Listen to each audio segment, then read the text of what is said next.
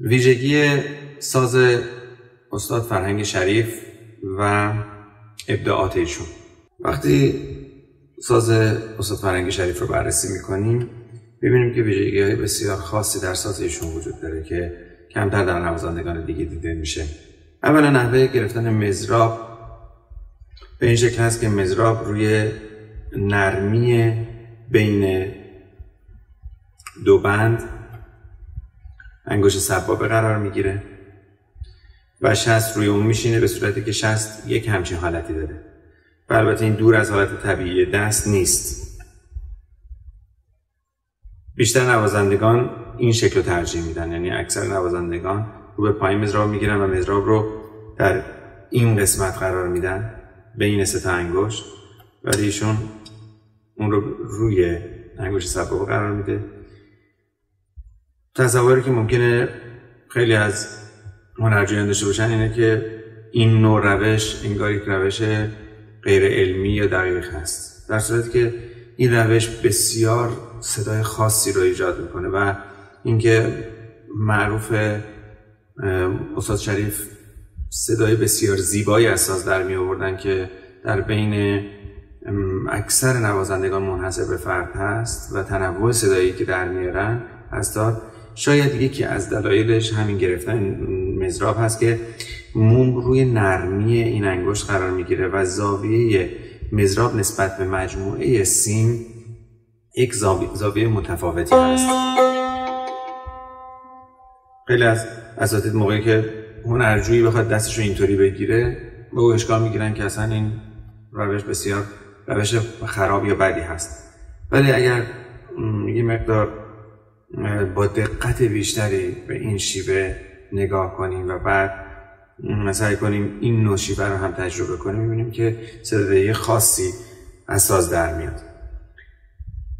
گاهی استاد شریف در اینجا فاصله ای رو ایجاد می‌کردن، گاهی یه مقدار صافتر دست رو می‌گرفتن، پشت دست صافتر، یا گاهی حالت گرد و طبیعی‌تر خودش رو می‌گرفت و ایجاد یک صدای لطیف در ساز تار میکنه، چون زاویه مضراب با ساز خیلی متفاوت هست، گاهی رو به پایین حتی مضراب.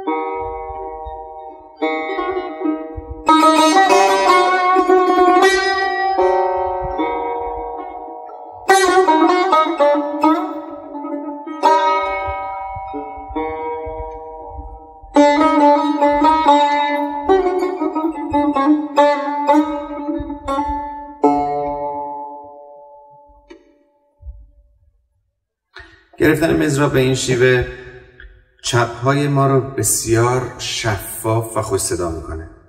دقت کنید در این چپ‌هایی که معمولا پی در پی با حالت ستاری در ساز ایشون دیده میشه،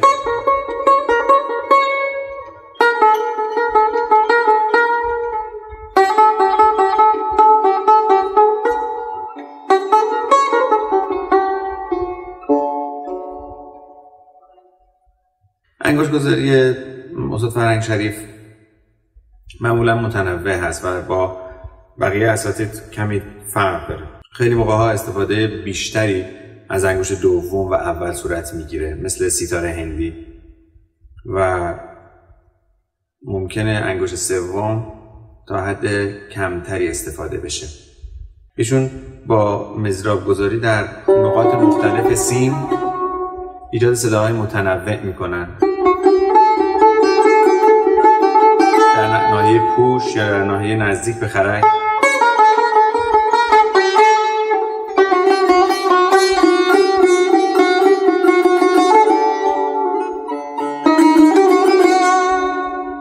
و با حالتی که مضراب و دست کمتر با خرک تماس داره، گاهی صدای تو دماغی تری ایجاد میکنن یا بازتری ایجاد میکنن و با تماس زیاد با خرک در بعضی مواقع صدای تو دماغی یا قونه‌ای ایجاد میکنن.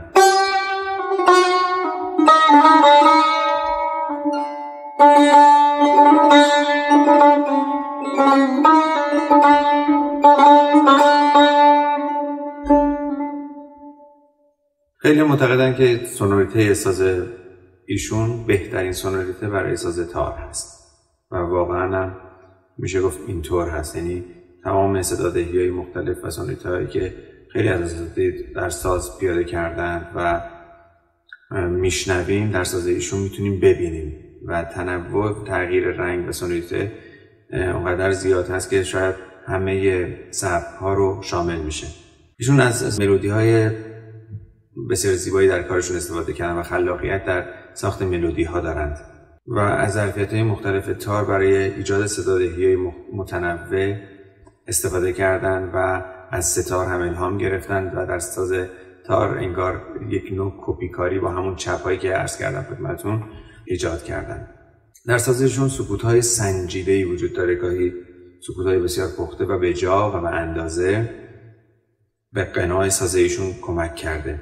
توجه ایشون نسبت به موسیقی ردیف شاید کمتر باشه نسبت به بقیه هنرمندان و ایشون در فضای بازتر و فارغ از قالب‌های قدیمی ردیف جمله پردازی می‌کنند. در جواب آواز جواب‌های بسیار کوتاه و مؤثری میدن. اجرای ماهرانه انواع کشش‌ها و مالش‌های طولی و عرضی یا ویبرهایی که پشت پرده به صورت کوتاه صورت میگیره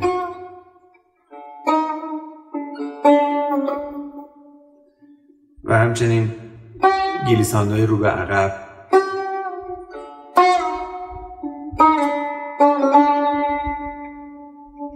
یا رفتن به جلو و برگشتن.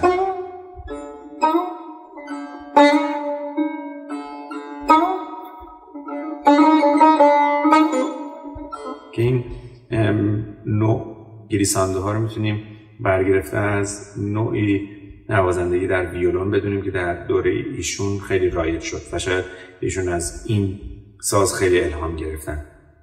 تاکید نوازندگی ایشون بر خیال آزاد و ایجاد موقعیت‌های خلسه آور در ساز به محبوبیت ساز فرهنگ شریف بسیار کمک کرده. آقای فرهنگ شریف از کوک‌های مختلف در ساز خودش استفاده کرده. به عنوان نمونه مثلا در اجرای صبحگاهی که ما خواهیم داشت می‌بینیم که دو سیم اول دو، بعد سیم‌ها از بالا به ترتیب ر، میکرون، فا دیز، سل. و ایشون مهارت بسیار زیادی داشت که با راست در حین قطعات این نوت‌ها رو به صدا در می‌آورد. نه با چپ. حالا یه موقع‌هایی هم از چپ ممکن استفاده شده باشه ولی معمولا با راست میتونست دقیقاً به سیم مثلا هنگام بزنه.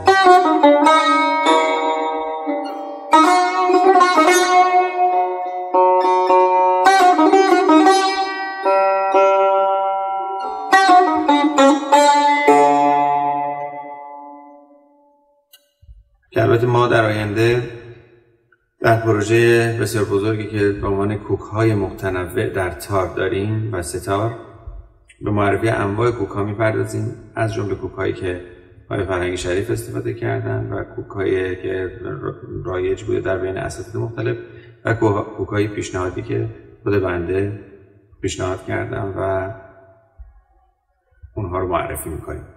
خیلی موقع‌ها هنرجویان فکر می‌کنن تکنیک تون زدن سازه، در صورتی که می‌بینیم یه سری حرکت‌هایی که در ساز استاد فرهنگ شریف وجود داره و دور از اون تندی هاست بسیار مشکل و اجرای اونها واقعا سخته و نیاز به تمرین و ممارسات سالیانه داره تا بتونیم به اون نزدیک بشیم.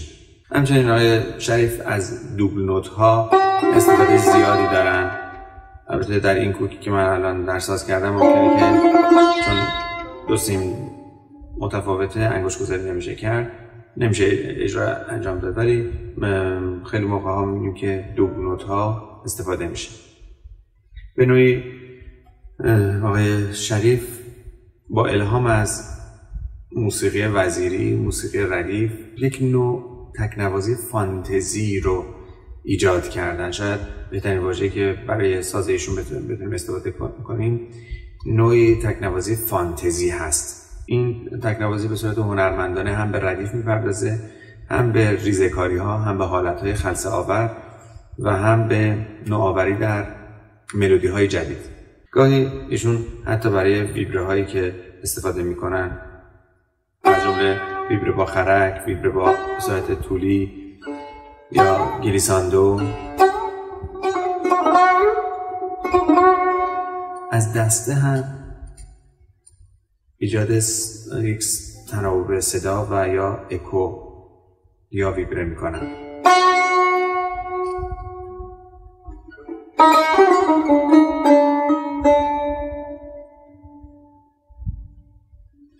در بین فرم‌های مضرابی که ایشون استفاده میکنه، معمولاً 4 مضراب رو به همه فرم‌ها ترجیح میده، اما از پیش درآمد رنگ و ضربی‌ها هم در تکنوازی‌ها استفاده‌های شایانی کرده. نحوه گوکاری هم که ایشون ارائه میکنه، برخی مثل سیتار هندی استفاده از نوت‌های اون دستگاه در سیم‌ها هست، مثلا همین چهارگاه ری که ما الان داریم. از ری شروع میکنیم، میکرون، فا و سول، ری، میکرون، فا، سول